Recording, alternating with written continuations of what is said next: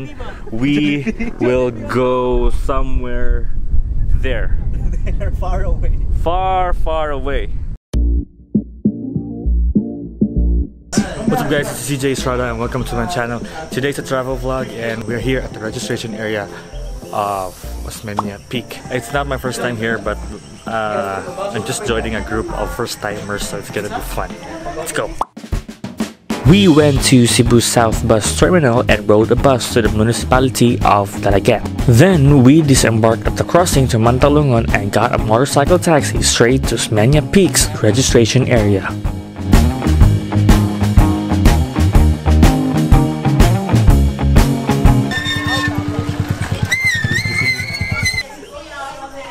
Sige sir, naate entrance, 30 ang usang. Naate additional 50 per 10 sa overnight. Osmeña Peak, or locally known as Mount Poblacion, is considered to be one of the best tourist attractions in Cebu. Not because of its high elevation, but because of its magnificent view it can offer. It is also known for camping and stargazing when the atmosphere is clear, but could sometimes be horrifying when the weather is bad. Hey guys, so we just finished pitching our tent and the weather is not that good. There's fog outside with a zero visibility. I really wonder why my face is so white right now. I don't know why, pero I think I'm so white. Thank you camera for making me white. In real life I'm not white, you know. It's actually raining outside, that's why I'm inside and I'm not roaming around. And then they are on the other tent. So this is actually my first time joining their group and let's see how it goes.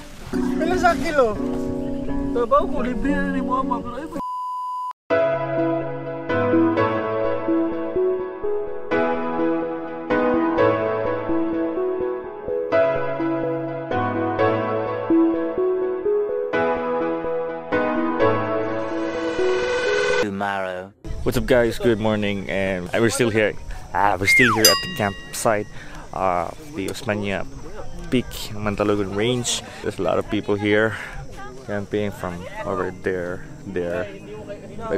and then it's so cold and then there's no clearing. Unfortunately there's no clearing, so we were just blessed before that we got the chance to see the sea of clouds, but right now there's no chance of seeing one. I don't know, probably after or a bit later, it's gonna... the fog goes away. The fog will never go away. Anyway, we will trek to Kawasan Falls later. It's gonna be a long trek.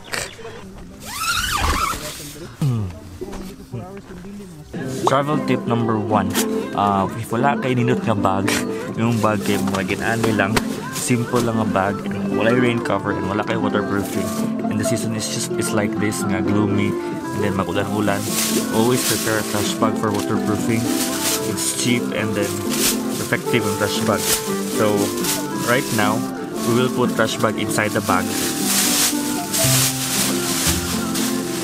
So just like this. Then you place your things inside now.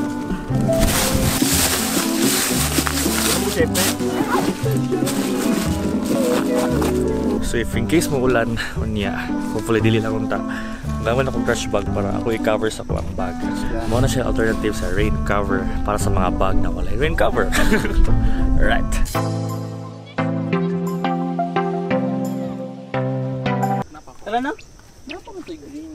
And so we're off to our next destination, Kawasan Falls.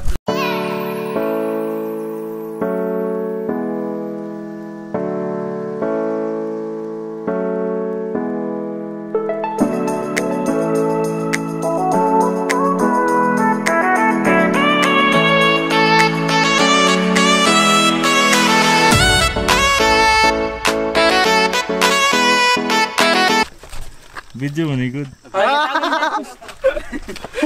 So since na naman sa Mantalongon Ranges, so ato lang hapiton ang ikaduha, which is the casino, the Lugsangan Peak. Let's go.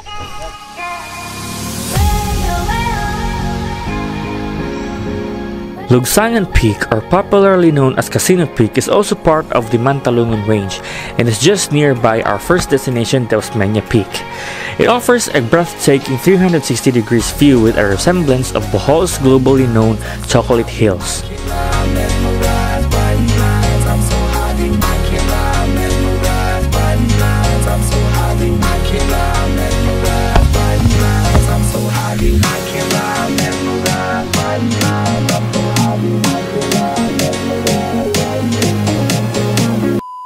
Yes guys, finally we are here at the Lugsangan Peak and it's always been amazing here.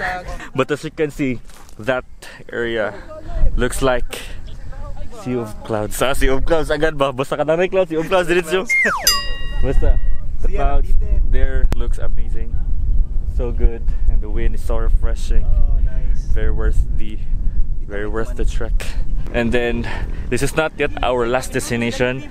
We will go somewhere there. They're far away. Far away. The kingdom called far away. Kung nasaan si Shrek at saka si Fiona. Just don't forget to hit like and subscribe. Peace and love. Let's go. So mag-re-energize at kadit before tamo take sa longest hike for today. Yung sa Sparkle kadit. So humanata o refreshment karon kay balik na sa to ang hike. Nya niinit na pusog gud so magtabon ako sa to ang naong liog kay itom lang tanan ayaw lang ang liog. Okay.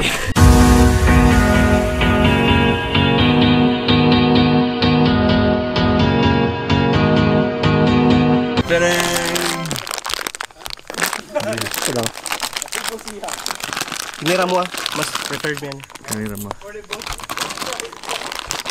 Wait, ano? Oy, leave no trace ha. Di, kudjik boy. See the line, we just came to see. It's drawing. Mga friends ko. Puro plano. Okay. To the beach, swimming pool. Sarap. Mountain climbing. Hala. Ano sa to? Earl. Nabidjuhan. Wala eh. Nabidjuhan. Sayang. Wala kayong namatay.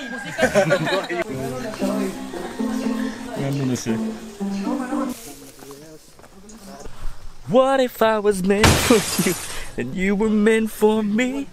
What if para melandong? What if it's meant to be? What if I'm one of them fools just playing some games?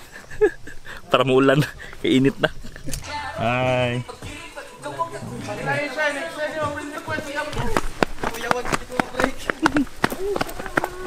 Kapag dagan mo, bahala mo dira.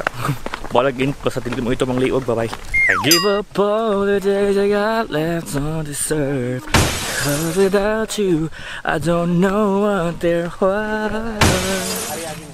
Oh shit. This way. Tingin na, kuha na eh. Basin. Finally, Ariel happened. Aga inita pa eh. Finally, we're here at the last part of the trail. Can't wait to maligo, magsalom-salom, mag-ambak sa Kawasan. Kawasan Falls. Di na gini siya scam. Nakadungog na git me. Can you hear it? If you can hear it, like and subscribe. Welcome to Welcome.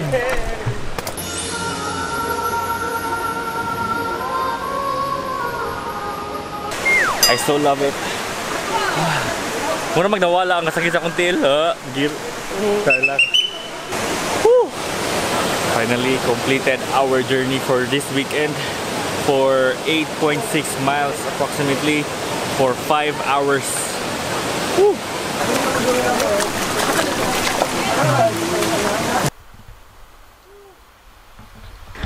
The third level of Kawasan Falls is commonly known as the exit of extreme adventures such as the canyoneering and the long trek from Osmeña Peak. It is part of the three-tier grandiose waterfalls of Kawasan in the municipality of Badian, and it is one of the most perfect ways to reward ourselves from a long, tedious, and fairy trek.